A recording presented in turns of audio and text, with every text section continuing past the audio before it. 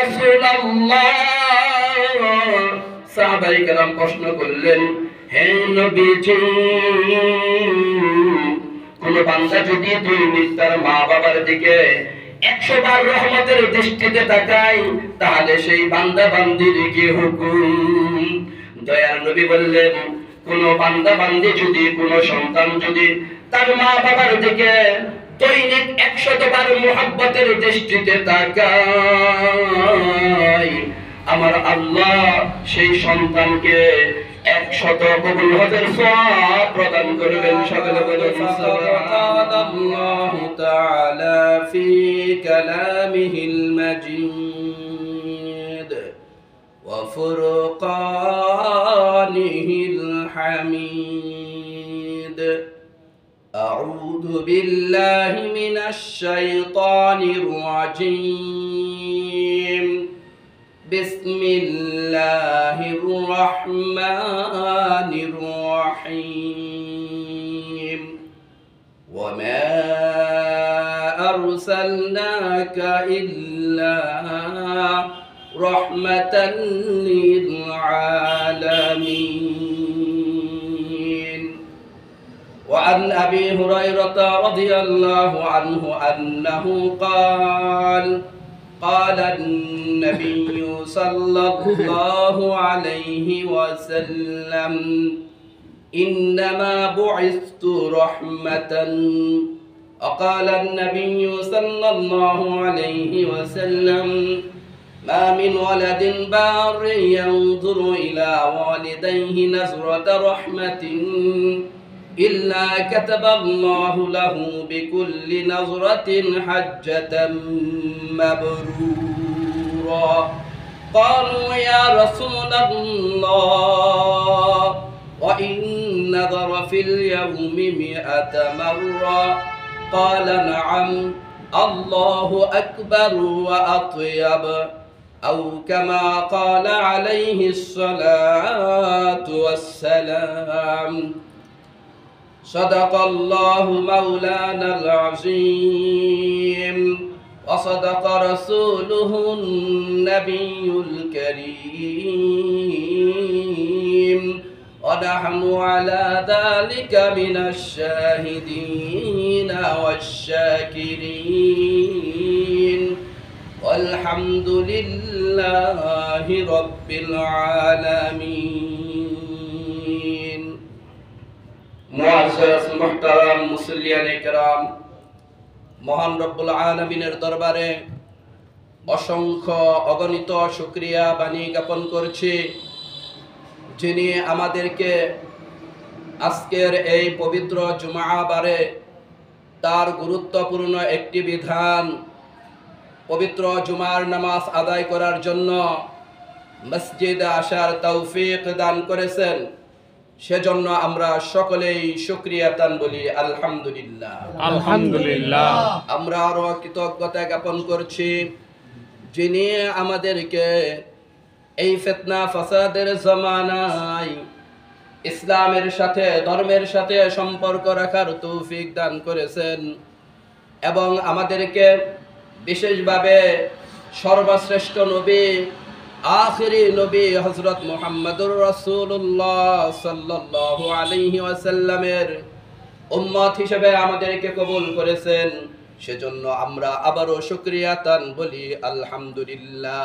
আলহামদুলিল্লাহ। প্রিয় মুসল্লি ভাইরা, হাদিস শাস্ত্রের সর্বাধিক গ্রহণযোগ্য কিতাব আসাহুল কুতুবি বাদা কিতাবিল্লাহ সহিহুল বুখারী, সহিহ মুসলিম শরীফে বর্ণিত রয়েছে عن أبي هريرة رضي الله عنه أنه قال قال النبي صلى الله عليه وسلم.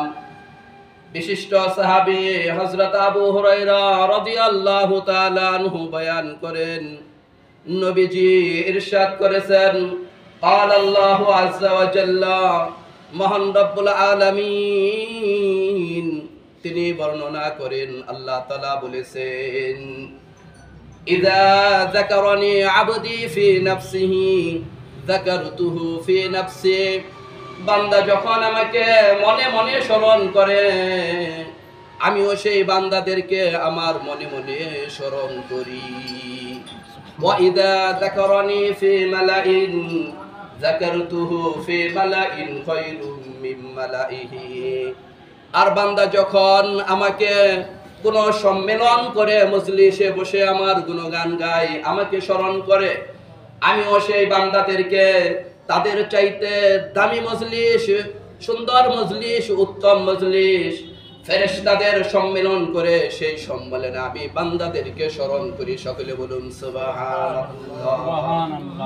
মান তাকাররাবা ইলাইয়া শিবরান তাকাররাবতু ইলাইহি জিরান।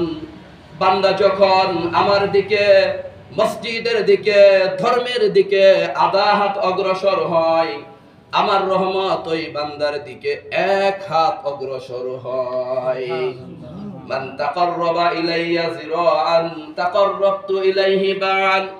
বান্দা যখন আমার দিকে, মসজিদের দিকে, ধর্মের দিকে 1 হাত অগ্রসর হয়, আমার রহমত ওই বান্দার দিকে 2 হাত অগ্রসর হয়। ওয়া ইয়াতিনি ইয়ামশি আতাইতুহু হারওয়ালাতান।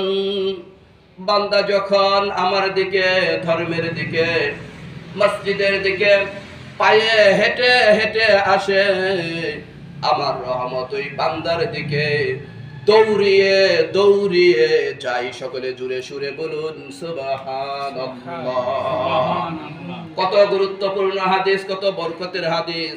যারা আল্লাহর দিকে, মসজিদের দিকে পায়ে হেঁটে আসবে, ওই বান্দাদের দিকে আল্লাহর রহমত দৌড়িয়ে দৌড়িয়ে যায়। আল্লাহ তাআলা পবিত্র কোরআনে বলেছেন, ফাযকুরুনি আযকুরুকুম। তোমরা আমার জিকির করো, আমি আল্লাহকে স্মরণ করো, আমিও তোমাদেরকে স্মরণ করব, তোমাদের আলোচনা করব। ঠিক না বা ঠিক? ঠিক। কার লাগিয়া কান্দরে মন, কার লাগিয়া হাস,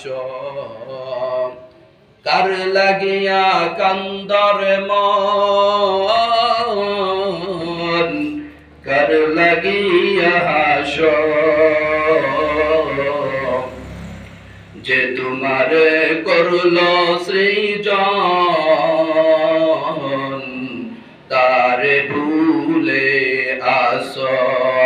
সকলেই মোহব্বতের সাথে একটু জিকির করি, লা ইলাহা ইল্লাল্লাহ, লা ইলাহা ইল্লাল্লাহ, লা ইলাহা ইল্লাল্লাহ, সুবহানাল্লাহ ওয়ালহামদুলিল্লাহ, লা ইলাহা ইল্লাল্লাহ, সুবহানাল্লাহ ওয়ালহামদুলিল্লাহ, লা ইলাহা ইল্লাল্লাহ।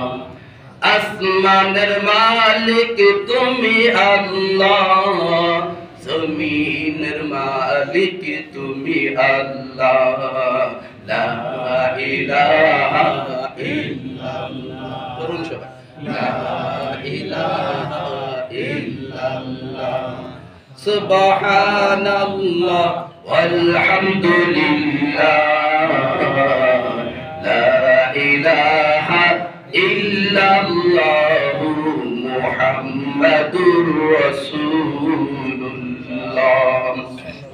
প্রিয় মুসলিম ভাইরা আমার, আম্মা জান আয়েশা সিদ্দিকা রাদিয়াল্লাহু তাআলা আনহা বয়ান করেন, নবীজি মাঝে মাঝে রাতের বেলা উঠে কান্নাকাটি করতেন। একদিন গভীর রজনীতে নবীজি খুব বেশি কান্নাকাটি করেছিলেন। আম্মা জান আয়েশা সিদ্দিকা ঘুম থেকে উঠে নবীজির পাশে গিয়ে বসলেন। ইয়া রাসূলুল্লাহ, এত গভীর রাতে আপনি কেন এভাবে কান্নাকাটি করেছেন? আমার দয়ার নবী কোনো উত্তর দেন না। আয়েশা বললেন, ইয়া রাসূলুল্লাহ, চাটাইয়ের শক্ত বিছানায় ঘুমাইতে দিয়েছিলাম, লেপতুশকের নরম বিছানা দিতে পারিনি, তাই মনে হয় এভাবে কান্নাকাটি করেছেন। দয়ার নবী কোনো উত্তর দেন না। আয়েশা বললেন, ইয়া রাসূলুল্লাহ, বালিশখানা অনেক শক্ত ছিল, তুলার নরম বালিশ দিতে পারিনি, তাই কি এত রাতে এভাবে কান্নাকাটি করছেন? দয়ার নবী কোনো উত্তর দেন না। এবার আয়েশা বললেন, ইয়া রাসূলুল্লাহ, ইয়া হাবিবাল্লাহ, 6 বছর বয়সে মাকে হারিয়েছেন, অনেকদিন ধরেই মায়ের আদর সোহাগ পাচ্ছেন না, সেই জনম দুঃখিনী মায়ের কথা বুঝি মনে পড়েছে, তাই কি এত রাতে ভাবে কান্নাকাটি করছেন? দয়ার নবী কোনো উত্তর দেন না। এবার আয়েশা সিদ্দিকা বললেন, ইয়া রাসূলুল্লাহ, জন্মের আগেই বাবাকে হারিয়েছেন, এতিম হিসেবে এই দুনিয়াতে আগমন করেছেন, জীবনে কখনো বাবার চেহারা দেখার সৌভাগ্য হয়নি, বাবার আদর সোহাগ জীবনে কখনো পাননি, সেই জন্মদাতা পিতার কথা মনে পড়ে বুঝি এভাবে কান্নাকাটি করছেন? দয়ার নবী তাও কোনো উত্তর দেন। এবার বললেন, হে আয়েশা, তুমি শুনো, আমি নবী বিছানা শক্ত হওয়ার কারণে কান্নাকাটি করছি না, বালিশখানা নরম না হওয়ার কারণেও আমি কান্নাকাটি করছি না, আমি আমার জনম দুঃখিনী মায়ের কথা স্মরণ করেও কান্নাকাটি করছি না, জন্মদাতা বাবার কথা স্মরণ করেও আমি কান্নাকাটি করছি না, আমি কান্নাকাটি করছি শুধুমাত্র একমাত্র আমার গুনাহগার উম্মতের কথা স্মরণ করে। সকলে জুড়ে সুরে বলুন সুবহানাল্লাহ।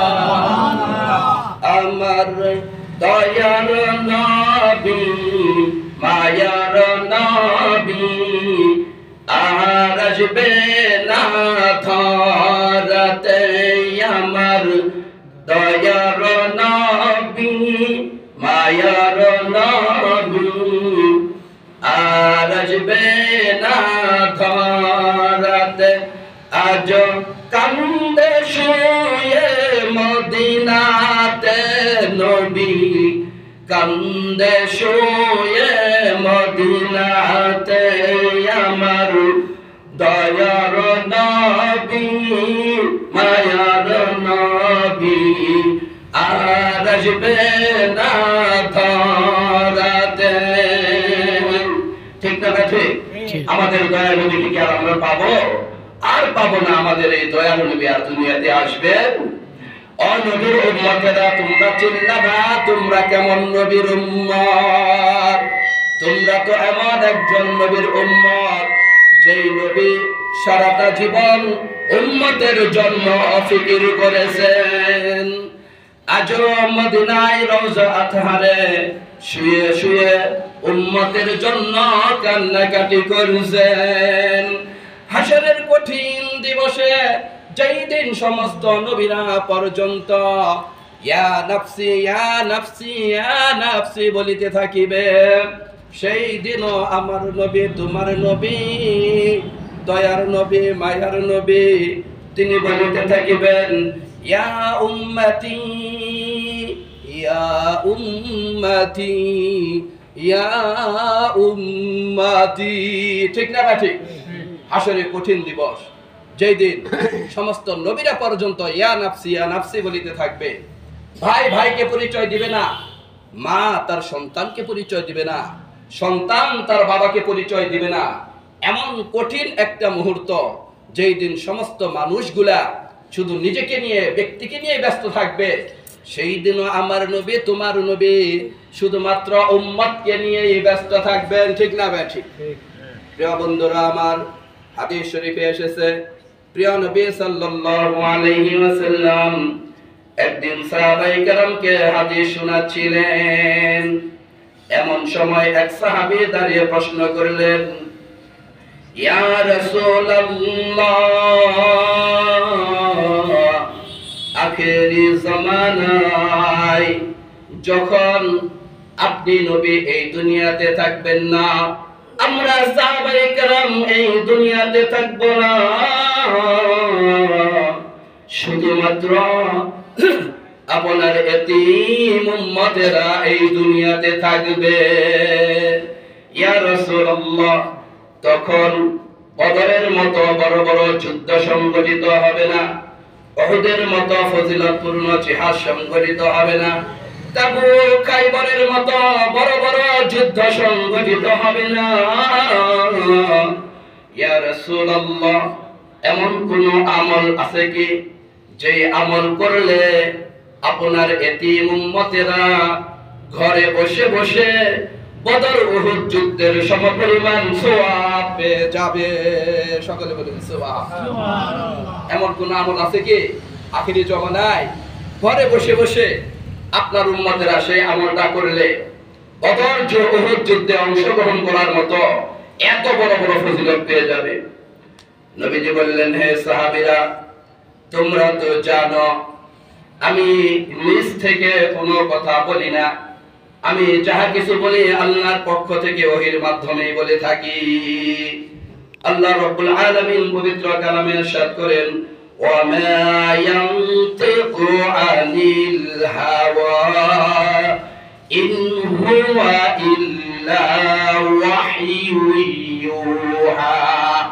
নবী মুহাম্মদ তার দিল থেকে নিজ থেকে নিজের পক্ষ থেকে কোনো কথা বলেন না, তিনি যাহা কিছু বলেন আল্লাহ তাআলার পক্ষ থেকে ওহীর মাধ্যমেই বলে থাকেন।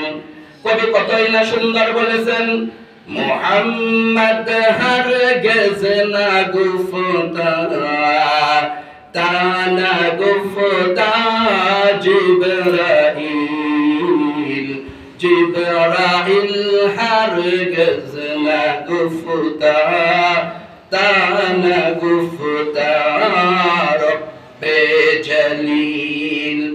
নবী মুহাম্মদ ততক্ষণ পর্যন্ত কথা বলতেন না যতক্ষণ না জিবরাইল কথা বলতেন, আর জিবরাইল ততক্ষণ পর্যন্ত কথা বলতেন না যতক্ষণ না আমার রব্বুল আলামিন তিনি কথা বলতেন।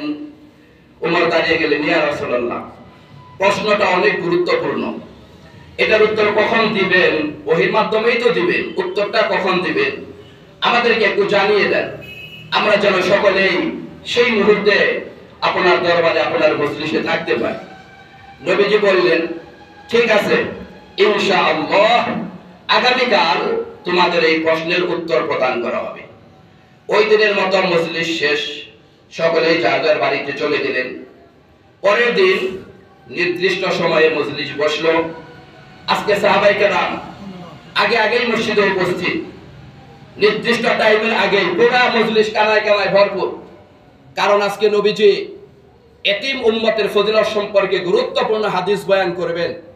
এখানে সাহাবীরা আগেই মসজিদে উপস্থিত। আবু হুরায়রার মতো হাদিস লেখক, হাদিস বিশারদ সাহাবায়ে কেরাম তারা অনেকেই পাথরের টুকরা সাথে করে এনেছেন, গাছের টুকরা সাথে করে এনেছেন। ওই টুকরাগুলোর মধ্যে তারা এতিম উম্মতের ফাজাইলের হাদিসটা সুন্দর করে তারা কি লাগবে লিখে রাখবে। প্রিয় বন্ধুরা আমার, পরের দিন নির্দিষ্ট সময়ে মজলিস উপস্থিত, সাহাবায়ে কেরাম আগে আজকে মসজিদে হাজির হয়েছেন।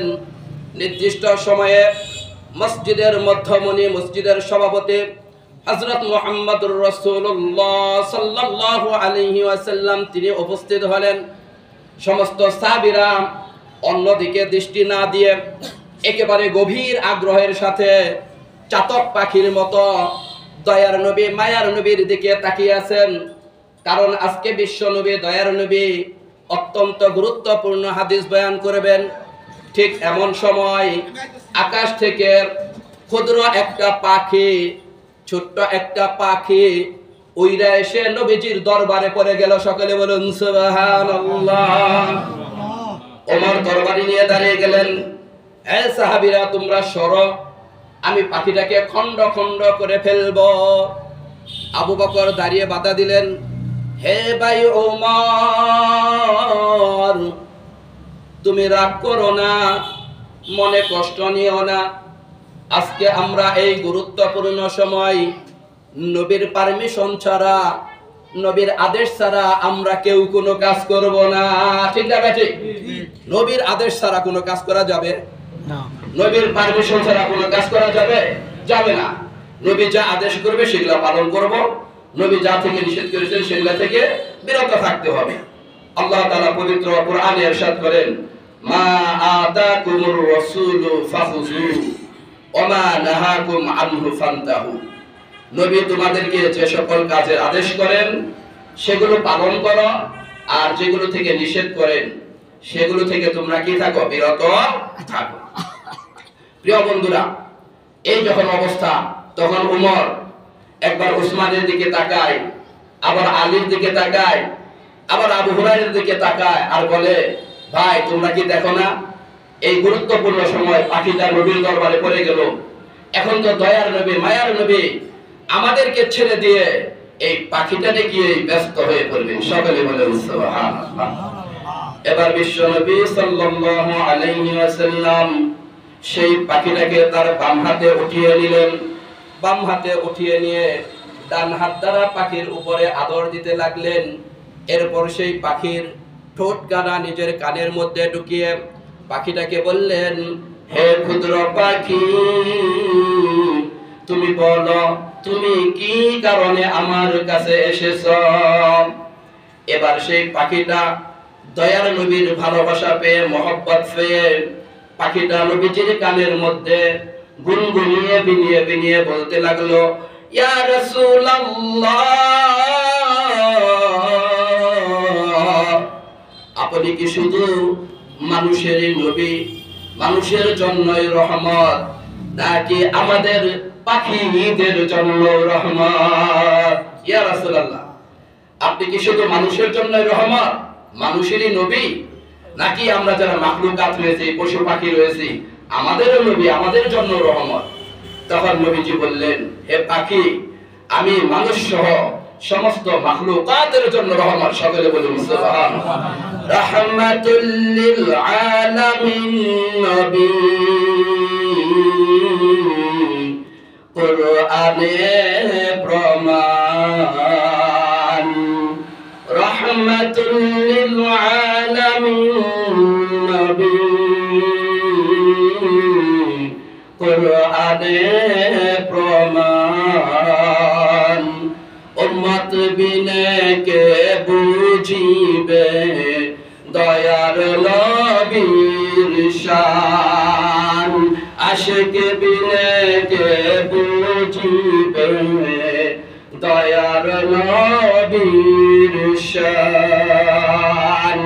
তাই তো আমার রব্বুল আলামিন পবিত্র কোরআনে ইরশাদ করেছেন, ওয়া মা আরসালনাকা ইল্লা রাহমাতান লিল আলামিন। নবী, আমি আপনাকে গোটা বিশ্বের জন্য রহমত স্বরূপ প্রেরণ করেছি। সকলে বলুন সুবহানাল্লাহ।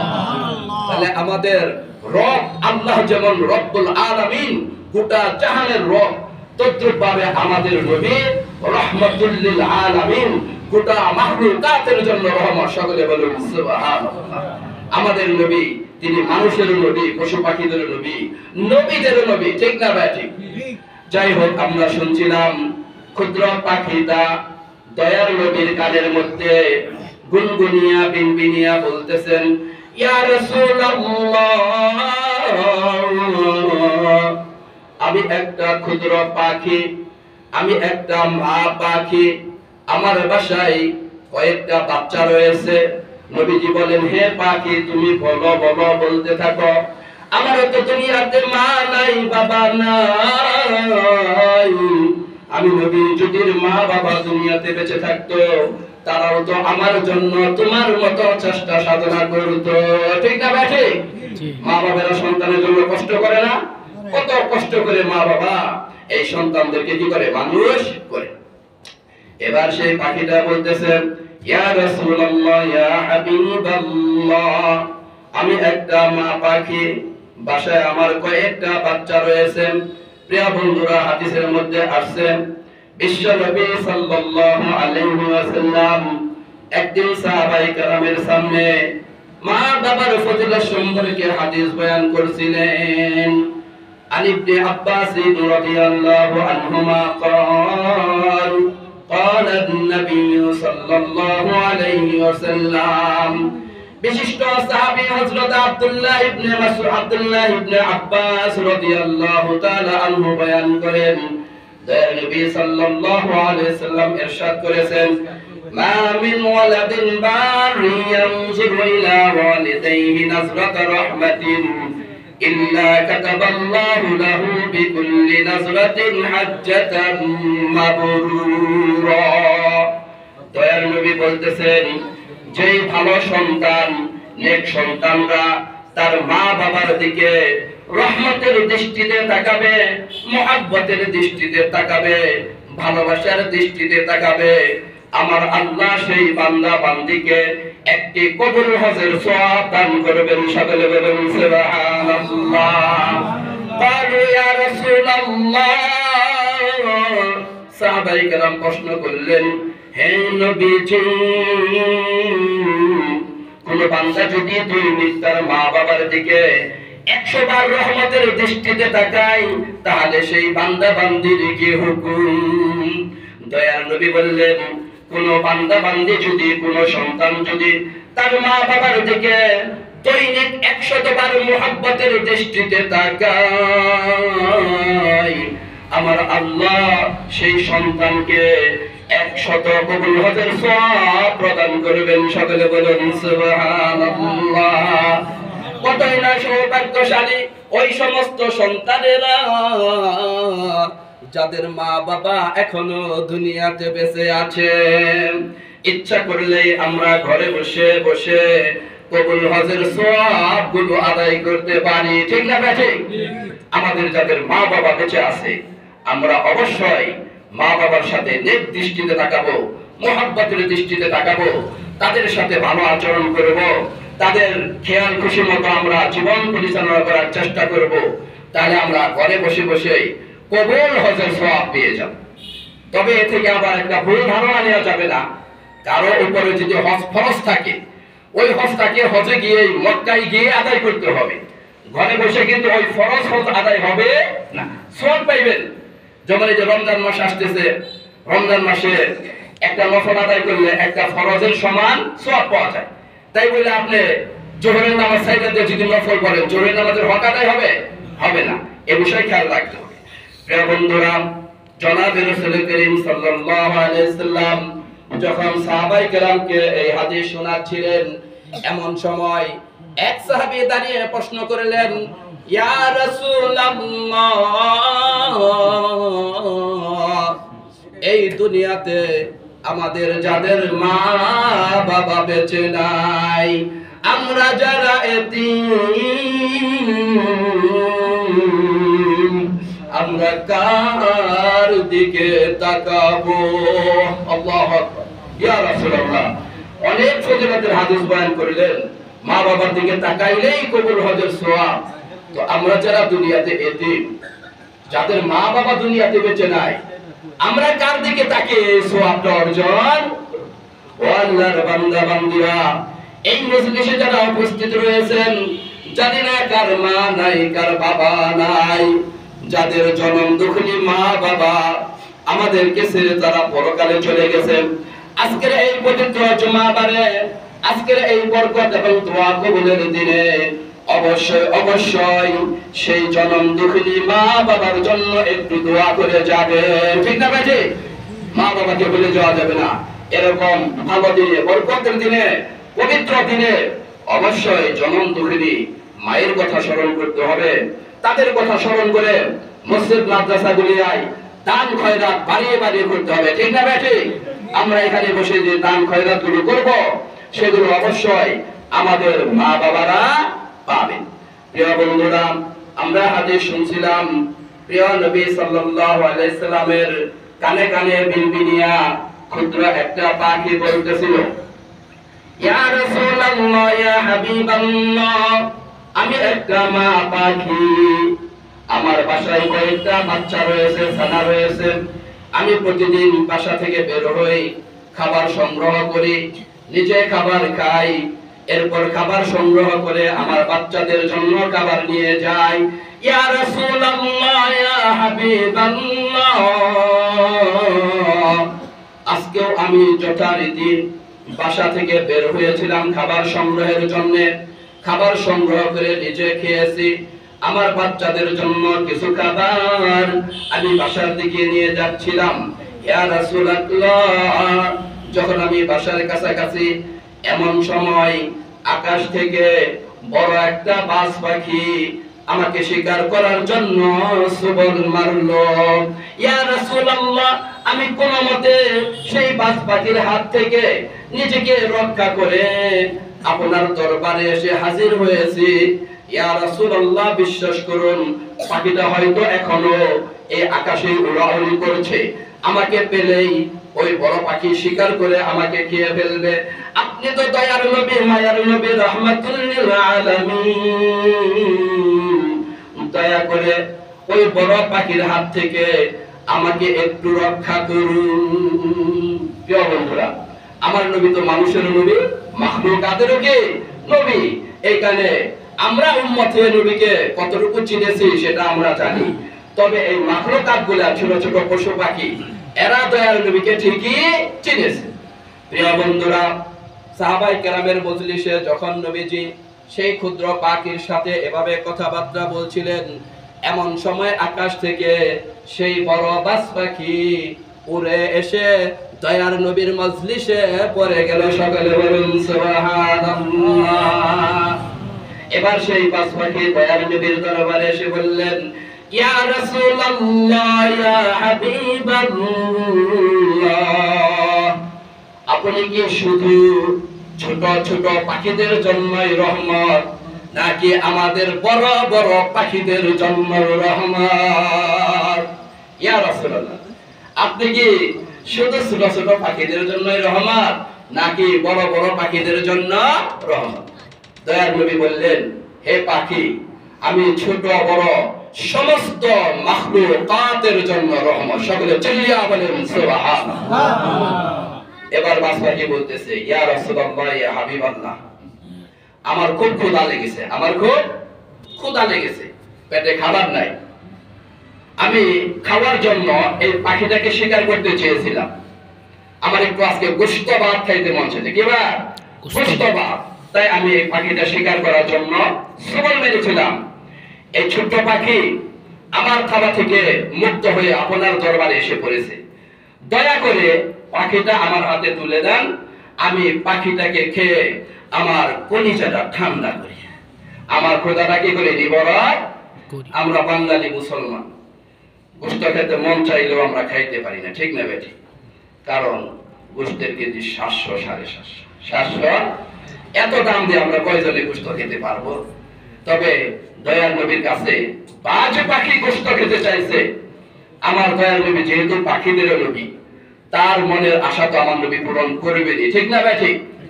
এবার দয়ার নবী সেই বাজ পাখিকে বললেন, হে বাজ পাখি, তুমি আমার দিকে আসো, আমার কাছে আসো। নবীর কথা শুনে বাজ পাখিটা ধীরে ধীরে ধীরে ধীরে নবীর দিকে অগ্রসর হতে লাগলেন।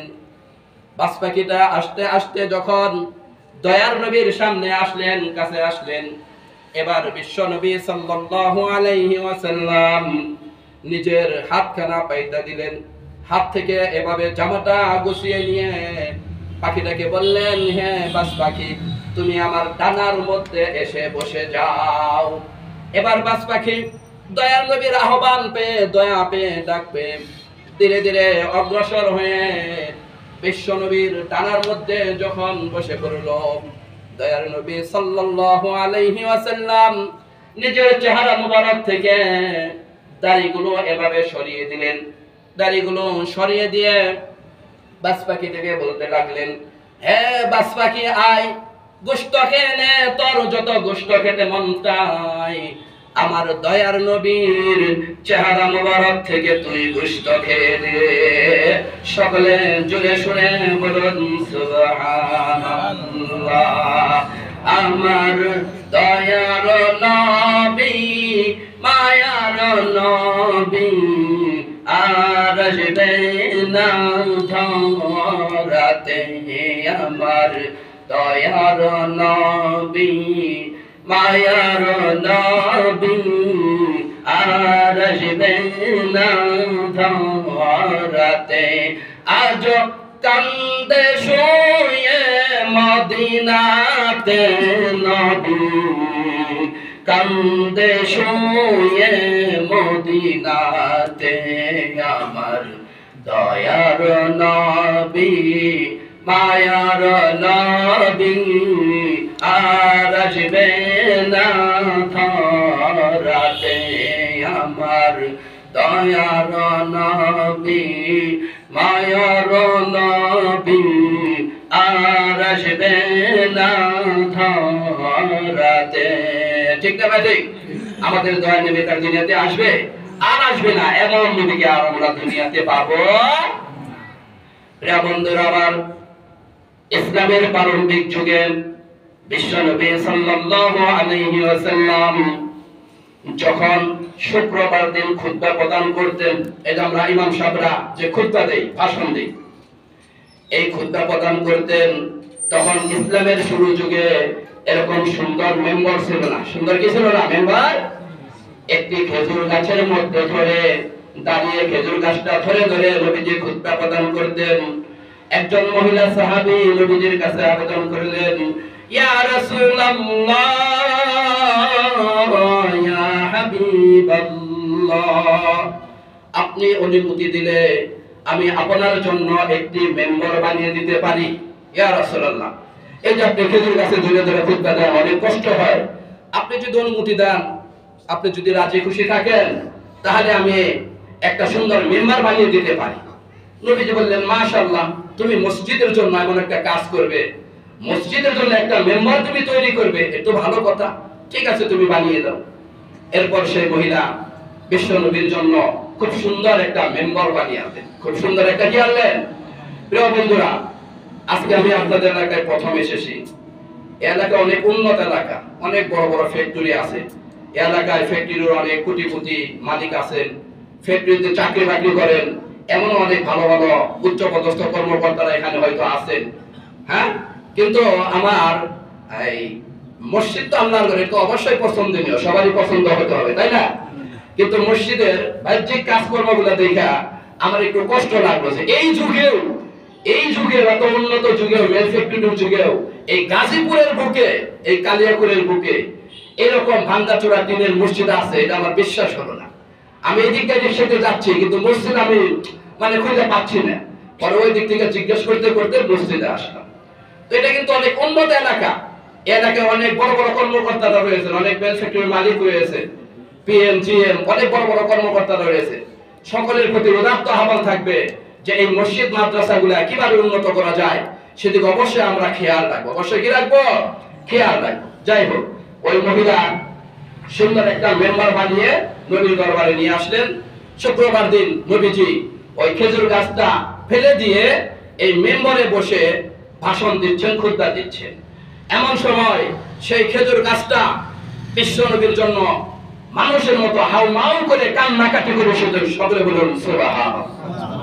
দয়ার নবী অবাক, একটা খেজুর গাছ, প্রাণ নাই, জান নাই, সে কেন এভাবে কান্নাকাটি করছে? দয়ার নবী সাল্লাল্লাহু আলাইহি ওয়াসাল্লাম সেখান থেকে খেজুর গাছের কাছে গেলেন।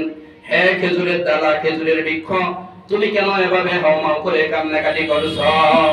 এবার সেই খেজুর গাছ বলতেছেন, ইয়া রাসূলুল্লাহ ইয়া হাবিবাল্লাহ,